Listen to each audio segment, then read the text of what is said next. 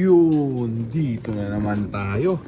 Ngayon yung mga jet fighter natin, pawalan natin ha. Pakita natin sa mga tropa natin kung gaano nakatatag mag-raging to mga to. Yan ha. Grabe yan. 16 piraso. Ano? Pabihis na lahat. Matitigas na yan. Natin sila. Tapos itong iba, pagkatapos silang pawalan at mag-raging, pagbalik, saka ko pawalan yung 6. Yung 8 dyan, Bartolina mode na pangkatapusan pa yung mga yan. Saan nyo sa June, lahat ng mga to pawawalan ko na. Yan, wala nang Bartolina. Kompleto na, 30. Yan, 30 of 30 pa rin tayo mga tropa ha. Yung dalawang nawala nung nakaraan, nakabalik agad. Yan, subok na subok ang Bartolina system. Ayan yung mga jet fighter natin, naka-ronda position na sila. Kaya hindi na muna natin patatagalin pa, kaya parurondahin na muna natin itong mga jet fighter natin mga tropa. Baka parondahin pa lang iba. Ayan na sila. Check natin, gigil na sila. Sige, nagkumahos. Check natin gaano katigas yung mga to. Ayan sila. Masara ko na muna to ha. Baka dito lumanding. Yan. Grabe. Check natin yung ronda nila. Medyo stable na. Sana yung iba. Ikot-ikot pa, bubuelo pa yan. Yan, tingnan natin kung gaano kalupit mag-raging ha. O kaya ako sa taas, check ko ha. Sara ko muna to. Mamaya na kayo dyan. Tapos sila kumain ng matinding chicha nila. Breeder mix with master. Tapos Felix Probiotic Plus honey sa tubig ng baterya. Nakakit tayo din Check natin. Ayan. Ako, nag-raging na ata. Ayun. Ayun palayo na. Ayun sila natin kung abot ng 32 to 10 na camera. Ayun sila 16 piraso yan ha. Yan. Stable no. Palayo na. Hindi. Ikot-ikot pa lang pala. Ayan. Nakit pa tayong konti. Yan. Mamaparata ako dito ha. Yan. Ang init ng panahon. Yan, kunan natin para sa mga tropa natin, di ba? Yan, stable na yung D6 natin. Ganyan na ilipad nila sa ngayon. Ngal-ngal yan pag-uwi. Yan, ganyan lang. Talo inip, di ba? Para saan pat lilipad din na maganda, di ba? Nakuha sa tiyaga. Bumalik. Hindi lumayo. Yan Alas 11 pasado na, late na ako nakakyat din Ayan, nasilaw ako. Yan sila may mga magtatanong-tanong lang para pagpalain na.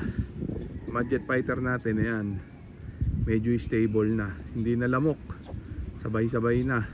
Antayin nyo yung iba, yung 14 magiging ganyan din, magiging 30 na ganyan yan, sabay-sabay. Basta tiyaga-tiyaga lang, bawal inip talo sa ganito. Yan yan sila malayo na yan baka akala nyo malapit pa dito. Malayo na, wala na, hindi ko na nasundan. Nag-raging na. Dito tayo ha. Check natin sila. Baba muna tayo dire. Grabe yan. Matarik. Ayan. Check natin yung mga jet fighter natin dire ha. Ayan. Grabe. Init na weather.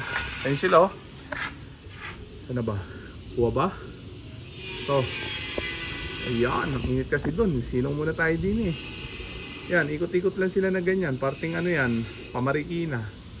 Malayo yan, yung ganyan. Baka kala nyo malapit malayo, di ba? Matibay lang itong 3210 na camera natin.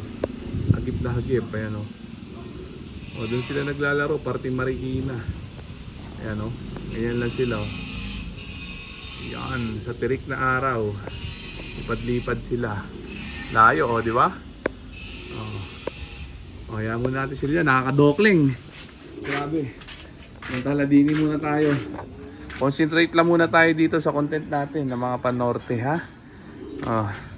Sa ngayon wala pa yung mga dagit-dagit content.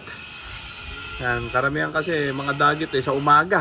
Tinatangali na tayo nakakyat din Yan, yung mga dagit ngal-ngal na lang gantong oras.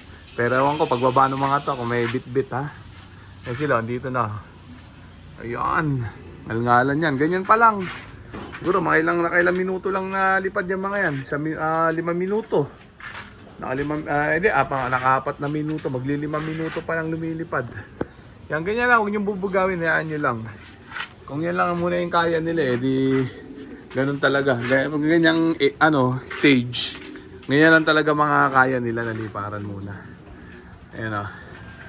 Para saan pat ano yan, magiging mamaw din sa liparan niya mga yan. Mga ilang linggo pa. Sa araw-araw lang pawalan pagka ganyan. Pagka kumpleto na sila, 2 beses ang araw ng ronda. Ganun, nandiskarte ko sa kanila. Tapos racer mix na ni ni Wingmaster. Next week, ganun na gagawin ko sa mga yan. Racer mix ni Wingmaster. Palalakasin ko na ng gusto yung mga yan. Sa ngayon, breeder mix pa lang yan. Okay naman, kahit breeder mix. Breeder mix ni Wingmaster sa Kalam. Baka naman. Check natin sila. Ayun na sila dire. Ayun. Wala pa lumalapag.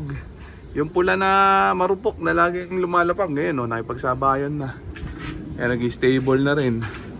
Kaya 5 minuto mahigit na silang nalipad. Orasan natin kung ilang minuto bago bumaba. Kaya yung mga magtatanong-tanong lang, online ending natin bukas ang laban. Kaya mag-message lang sa mga ahabol ng talpak. Wala sila, yun. Nasarapan sa lipad. Nag-extend. Nag-improve. Araw-araw, nag-i-improve yung lipad nila. Basta tuloy-tuloy lang yung pagpapawala. Patibay ng patibay ang mga yan. Para sakto yan pagdating ng mga August. Dire-diretso na yung pukul natin. Yung mga tropa nagtatanong kung nagpupurga ako, cleansing, hindi ko na ginagawa yung mga ganong bagay mga tropa. Para sa akin waste of time, waste of money lang yung ganon. Kasi pag pinupurga ko itong mga panlaban, wala naman lumalabas sa bulate. Hindi na ako nagpupurga. Sa cleansing kuno naman, hindi ko rin ginagawa yun. Kasi malalaman mo naman kung anong ibon ang may sakit, sa kilos pa lang Sa amoy pala ng dumi nila, malalaman mo na. So bakit mo pa gaganon, yung antibiotic? Pag sinabing cleansing, antibiotic yan Wala na, hindi na yun. Ang pinaka pang-cleansing ko sa mga yan, yung Peris Probiotic Plasani araw-araw. Yun na yung nagpapalakas sa kanila. Yan, immune na sa mga sakit-sakitan yung mga yun. Magkasakit man, mabilis gumaling, mabilis gamutin. Yun lang, pag may sakit lang ang ibon, dun lang gagamutin. Karaniwan naman yan pagka naglo-load ka na sa truck. Pag uwi, may mga nauuwing virus yan. Kailan mabilis ka maggamot, alam mo yung tamang gamot. Ganun lang, pero yung cleansing hindi na. Kahit i-cleansing mo yan ngayon, kahit walang sakit, ginagamot. Yun yung karaniwang ginagawa Pag niload mo sa truck yung mga yan, kakapitan pa rin ng sakit yan. Gagamot ka uli, di ba? Useless yun, yung mga ganun. Kanya-kanya yan iba, yun ang nakasanayan. Yun ang tinuro ng mga manufacturer ng gamot Para mabilis sa ubos yung produkto nila, bili ng bili, di ba? Pero ako kasi, alam ko na yan. Hindi na para sundin pa yung mga ganun. Gagastos lang ako di ba? Madudurog lang sa gamot yung ibon Kaya basta ako, diretso training na yung mga yan. Pag tinamaan ng sakit, gamot, ganun lang. Tulad yan, yung karaniwan tumatama, adeno, ganyan, one eye cold. One eye cold, kuha na ng honey yan. Yung adeno, TRO lower. So ayun, nagbabaan na. So okay na muna siguro yung mga tropa. So dito ko na muna tatapusin itong video na to. Shoutout sa may hinang nila lang. Okay na, bye!